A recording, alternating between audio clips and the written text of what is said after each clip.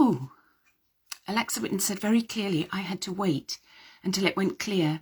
And I've been sitting for a while now waiting for it to go clear. And then I realised I actually had my camera facing the wrong way. So all I was seeing was my net curtain, which was, clearly not going to help you see me. Anyway, here I am. Here I am anyway. I can see myself. So I'm guessing that you can too. Okay, well, this is an amazing day. Because all these wonderful indie authors are coming together, and the incredible Kylie Dixon has facilitated this fantastic day with all these amazing authors, and seeing how excited they are, hearing what they've learned, hearing the knowledge that there is just in this one tiny little community of authors is amazing. It's amazing. So hello, Alexa Whitten. Hello, Alexa Whitten. We're both of us thinking today, we should really be getting on with our work, but it's not going to happen. So, this is so much more fun. So anyway, for people who don't know, I'm Alexa Tewkesbury. I'm a children's author. I have some notes here, by the way, if you see me glancing down. And you'll also notice that they're printed in very large print because of my bat eyes. But anyway, so I'm a children's author. I've also written The Odd Thing for adults, including some monologues about murder stories, which I've quite enjoyed doing. It was a kind of a step into another realm. But I run my own editorial business, so I'm a professional proofreader and an editor. And I've been told to tell a bit about my story of how that came to be, because what I really wanted to be when I was growing up, hello, Jodie! What I really wanted to be was an actor. That was my dream. That was my passion. And honestly, that's what I always thought I was going to be. It never occurred to me that I would do anything different. But then, you know what life does. It throws you different things. And I was going on this straight course, and then suddenly I took a sharp right, quite unexpectedly, really, and ended up not doing that professionally, but doing something else very creative instead. And the reason why I set up my business was because I have a son, grown-up son now. I have a daughter as well, but also grown up. But my grown-up son, when he was 6 years old, he was diagnosed as autistic, and he also has epilepsy. Oh, sorry, I'm just seeing a comment about my scarf. Kylie Dixon, this is in honour of you and your magical world of Mushroom Marvellous. I was given this scarf years ago, and I wear it often, and I'm now wearing it in honour of you, because look at all those mushrooms. I love this scarf. Anyway, yes, so my son anyway had various needs, and I've been a single parent since the early 90s, when my son was about 4, my daughter was a year and a half, and I am actually quite old, as you can tell from that, and I could see that once he left school, there was going to be an issue, because it wasn't going to be easy for him to get a job. He doesn't have a job at 31 now, can't get a job. And I knew that he would end up being at home an awful lot. And I thought, apart from the fact, if he's not feeling well, there are the epilepsy things to consider. There was also how isolating for him if he's stuck at home while I'm doing a job. So I knew that, hi, Kylie. So I knew that I had to work, obviously, it was on my own, but I also had to be able to work from home. So when I was a child, I did used to love to write. I wrote all sorts of things, weird things that some of them I've recently kind of come across through clearing out various bags and old stuff. And one of the things which I had actually forgotten about, which my brother used to really rib me about, was I created this little comic, embarrassingly called Pinot Paper. I mean, who knows where that came from, seriously. But anyway, and I did all the little drawings and had this little character called Pinot, and it was all, anyway. So I knew that I loved writing. And I remember in 1996, which is another weird thing to remember, but it was over my sink, this calendar in my kitchen. And I put, I'm going to write on this calendar. So I was sort of thinking that somewhere in that wordy world, that would be my business. And my brother is an animator, and back in 2002, I think, he was commissioned to make an animation of The Christmas Story. And he very kindly asked me to write the screenplay. Now, I'd never written the screenplay before, but I thought, oh yeah, give that a go. And anyway, the film was made. It was incredible. It had Cannonball in it. It had an amazing actor called Stephen Burkoff. It was an incredible thing to be involved in it. I was in it. I was a Queenie. I was played a quail called Queenie. Oh, and the innkeeper's wife. Yeah, I did that too. But anyway, through that film going out to all the primary schools in the country, I met a publisher, and they started commissioning children's books from me. And I've written for them for quite a few years now. And sadly, things changed in the pandemic. They were taken over. And so there are some of my books now that aren't being published by them anymore, but I'm seeking other publishers at the moment. So there might be something to report on that at some stage. But anyway, I have all these book series out. And I thought, well, why don't I just be cheeky? Because I'd come across proofreading, and I'd come across editing, all of that side of things. And obviously, once I was writing books, I was being edited. And I did a course. It wasn't a very highfalutin course. It was just a kind of general course that I'd seen advertised in a magazine, and I started proofreading in a small way. And then I started realizing, if I'm really going to build this as a business, I need to go much bigger than this. So I threw, I'm indicating this way because that's where my computer is, through being involved with other editors online. And honestly, the editorial community online is fantastic, so supportive. Much like this community of indie authors is amazing. I think writer people, just the best people. But I joined through them. Anyway, I looked at what they were doing, how they were learning, how they were marketing. I joined the Chartered Institute of Editors and Proofreaders, and I'm now a professional member of that. And I trained properly through the Publishing Training Centre. And then I started, hello, Sarah.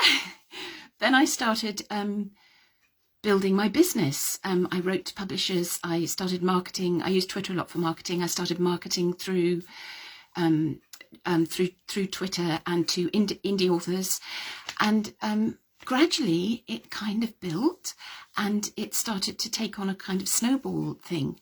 And how Alexa Whitten and I came together, this wonderful independent publisher, is I was in a Facebook group, and she had posted that she was looking for a children's editor. This was a few years ago, and somebody whose books I had edited recommended me to her, and that's how we first got in touch with each other. So honestly, all this online stuff is absolutely brilliant. It's brilliant. So that's my story of editing and proofreading, how I got into that. What I want to say, if there are any writers watching, new writers, oh my goodness, there's a lady called Bex Brown watching. Bex Brown is one of my editors. She's edited my books from a few years ago now, because she's since left and had her beautiful children. Hello, Bex. And anyway, oh my goodness, and there's, wow, this is, you see, I didn't realise I was going on my personal page, and now I've got friends having a look. Hello.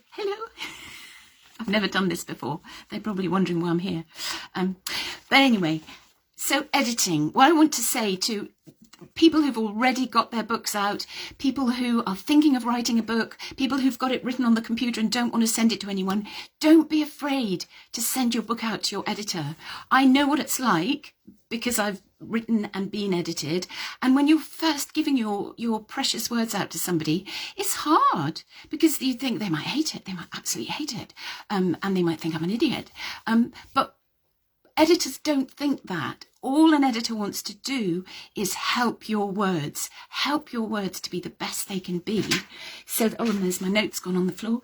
Help your words be the best they can be, so that you end up with the most professional, beautiful product, your beautiful book, that people will love, and that people will want other people to read, and the word will spread, like it has with the authors who are sharing this platform today. The word has just spread about these books. So editing, not to be scary. And if you don't know what editing is, just very briefly, it's about refining your words. When we write, we can get very caught up on splurging it all out, because it's all in our heads. and an editor will come along, and it's not like being an angry teacher who come and, strike it through with red pen and say, this is rubbish, do better. That's not what editing is. Editing is working hand in hand with your editor. Your editor is just trying to get the very best out of your book for you. That's what your editor wants to do. So it's about polishing the words. It's about looking to see whether there's anything that will trip the reader up. It's about, see, there's different types of editing, but I could go on about that all day. But there's developmental editing, structural editing, and then there's line and copy editing. Now, I specialise in line and copy editing, which is the fine detail. So I go through text line by line, sentence by sentence, and as I say, make sure words haven't been repeated in a short time frame, which can be jarring to read, just to make sure it's smooth and it flows. But I will also look a bit at the structural side as well. It's really two processes, because on the structural side, you're looking in fiction at the plot of a book, at the characterization. Does that all hang together? Are there any flaws that need highlighting? Does something need moving? Does the structure work? But if the structural editing hasn't been done, that is something, it's impossible really, I find, to copy and line edit without those things leaping out at you. If something's not quite right in a story, it leaps out. So there is a kind of way, although ideally you'd have a structural edit and then you'd have your line and copy edit. And then, sorry, quickly, I'm going on and on. With proofreading is the final stage. So editing is like the nitty-gritty. It's working on the Word document. It's working with the words as they come out raw.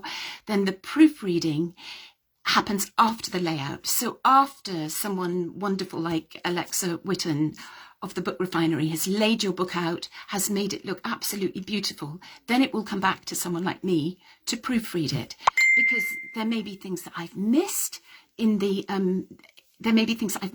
editing process. There may be, small errors that I haven't spotted because that's not what my focus has been on. So the proofread is like the final check. It's the quality check. Alexa Tewkesbury and I do a podcast together, and we called it something, and I've forgotten what we called it now. But anyway, it's the quality check. It's to make sure that it's as perfect as it can be, basically, that everything's in the right place, that any last remaining things are smoothed out.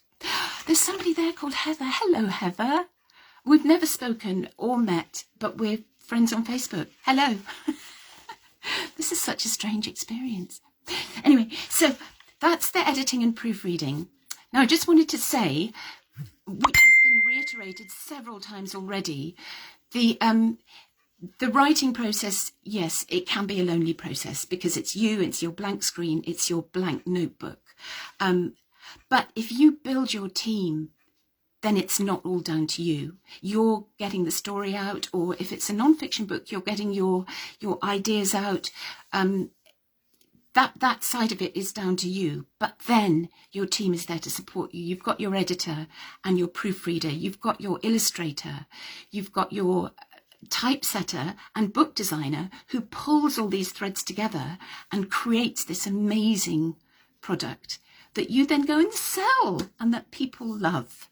So if it feels scary writing a book, just think of that support behind you, because there is so much support behind you when you build your team. And writing tips, just a couple of writing tips. Before you start writing a book, make sure you know your audience. That's really, really important, because if you're writing, say, looking at children's writing, if you're writing picture books for the preschool age group, you need to know the parameters of that. So book length, sentence length, vocabulary, and try to stay within that. Because if you're going to be using long, we'll say convoluted words, it doesn't work for that age group. If you stick the word convoluted in a book for preschool age children, that's not good. So just know your audience, know what the next age group up is reading, 5 to 8 year olds. What are they reading at the moment? What do they like? What are they interested in? How can your book fit with that? And on up through the age groups. And similarly, writing for adults, what's your genre? Have you read enough in that genre to really know what that involves, what's going to appeal to that audience? So before you write, know your audience, and that will really help you with your content, and also with the first draft being appropriately targeted. Right, I'm going to have to look at my notes. The second thing to say is that writing a book is hard. Now, I think people have an idea of like, oh, you're a writer, you're like Beatrix Potter, you're in a little cottage and you've got little roses growing around the door and it's all lovely. And there are days when it might feel like that, but it's hard. And I know that some authors in this group are now writing their second books and they've found those harder. Because you're developing it, you're creating it out of your brain, and it's hard. It is hard. There are days when it will take off. I've had days in my writing when it's taken off, and I thought, and the next day I've sat down and just nothing. But I've got to get it done. I just got to get it done. And it's like wading through, I don't know, treacle or something. Oh, you're all so lovely, all your lovely comments. I'm going to read all these later. Thank you. But so I recently read Richard Osman's The Thursday Murder Club, which I loved. And in his acknowledgements at the back, one of the things he said was, writing a book is so hard. And I think that's where your team comes in, because they will help you along. They will boost you. This community will be cheering for you all the way. But if you find it hard, don't worry. You're not doing anything wrong. Just remember, it's hard. It is hard. And I think that's a really important thing to remember on the days when you're struggling. You're not doing it wrong. That's just how it is. Okay. Now, people were doing story reading, so I thought I've dug out. This is a series of books I wrote for the publisher I was telling you about. That sadly it's all changed anyway over the pandemic. But I thought I'd read you. This is a series. This is for sort of 7 to 11, 12-year-olds, and it's a series about a girl called Sparky Smart, who lives on a road called Priory Park. So Sparky Smart from Priory Park. And there's 3 individual stories in each book. And it's basically about this family called the Smarts, so Sparky, her brother Stanley, her little sister Sissy, and the neighbours that live around on Priory Park. And the things that happen to them, because nothing goes to plan and everything frequently goes wrong. And I thought I'll just read you the start of the story of Grandad Jellylegs. This book is called Grandad Jellylegs and Other Escapades, and I thought if I started at the beginning of a story it might make more sense than diving into the middle. So anyway, here's a little bit of Sparky Smart from Priory Park, Grandad Jellylegs. Mrs. Obi's acting very strangely, Stanley said. He'd just put the bins out ready for the rubbish to be collected in the morning. Mr. and Mrs. Obi lived next door to the Smarts on Priory Park with baby Eric and a chihuahua called Minnie. Really? Mr. Smart looked up from the saucepan he was scrubbing. He had to scrub it because he'd let the macaroni cheese he'd cooked for dinner burn on the bottom. Doesn't sound like Mrs. Obi. No, it doesn't, agreed Sparky. Mrs. Obi must be one of the most unstrange people I know. Stanley shrugged his shoulders. Doesn't make a difference if it sounds like her or not. She's definitely acting strangely. She's talking to herself. I could see her when I put the bins out. She's sitting on the front doorstep talking to herself. Sparky shook her head. She's probably not talking to herself. She's probably talking to Mr. Obi, but you can't see him because he's not on the doorstep too. No, I don't think so, Stanley answered. Mr. Obi's car's not there, so I think he's out. Mrs. Obi's being strange. No, she isn't, Sparky insisted. She could be talking to Eric or Minnie. Just because she looks as if she's on her own, that doesn't mean she is. Sparky liked Mrs. Obi. She was always kind and cheerful. She never seemed to get flustered or to be in a bad mood. Sparky liked her especially because she had a dog. Sparky liked most people who had dogs because she wanted a dog so much herself. So she didn't want to think of Mrs. Obi sitting all alone on her doorstep, strangely talking to herself. "You can say what you want," said Stanley, "but I know what I saw." Mrs. Smart walked into the kitchen. "I'm just going next door to check on Mrs. Obi," Sparky said. Mrs. Smart looked surprised. "Check on her? Why? What's the matter with her?" "Nothing, but Stanley says she's being strange and I'm going to check on it." Mrs. Smart's look of surprise turned to a look of confusion. "I only saw her a couple of hours ago. She wasn't strange then." "Exactly," Sparky said, and she threw Stanley an accusing glare. "And she won't be strange now, but I'm just going to check anyway." "Mrs. Obi was talking to herself," said Stanley. "How can you say that's not strange?" "I talk to myself," replied Mrs. Smart, "and I'm not strange." There was silence. After a moment, Sparky said, "I'll go and see her now." Outside the front door, Sparky stopped to listen. She could hear a bird singing and the sound of a car that was driving along Priory Park, and somewhere a little way away there was music playing. But no one was talking, to themselves or to anyone else. "I knew it," Sparky thought. "I knew Stanley had it all wrong. If you ask me, he's the one who's strange, not Mrs. Obi." And that's when she heard it, clear as a bell. Mrs. Obi's voice sailed over the fence. "Of course, Inspector," she said. "It's been a terrible shock. After all, a dead body is the last thing anyone expects to find in their library." Sparky froze. A series of thoughts charged through her head. 1. Stanley was wrong all along. Mrs. Obi wasn't talking to herself. She was talking to a police inspector. 2. A dead body, how absolutely awful. 3. Since when have Mr. and Mrs. Obi had their own library? "No, I'll be all right," she heard Mrs. Obi say. "Well, perhaps a cup of tea would help. May I offer you one too, Inspector? I'll ring for Crabtree. He's quite elderly now, but he's still an excellent butler." Sparky's jaw dropped. Mr. and Mrs. Obi had a butler as well as a library. How could the Smarts live next door to them and not know this? Mrs. Obi continued, "Oh my goodness, what a terribly upsetting day." Sparky shot back indoors. "Mum! Dad! You'll never believe this!" she yelled.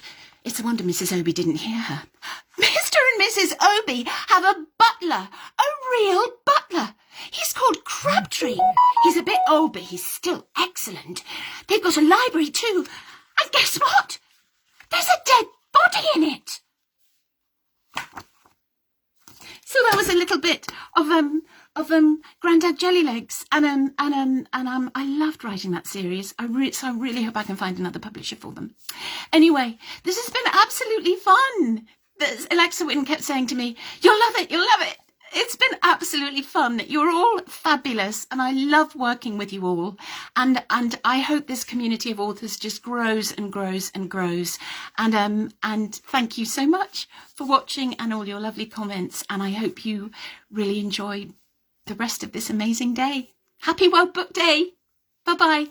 Bye-bye.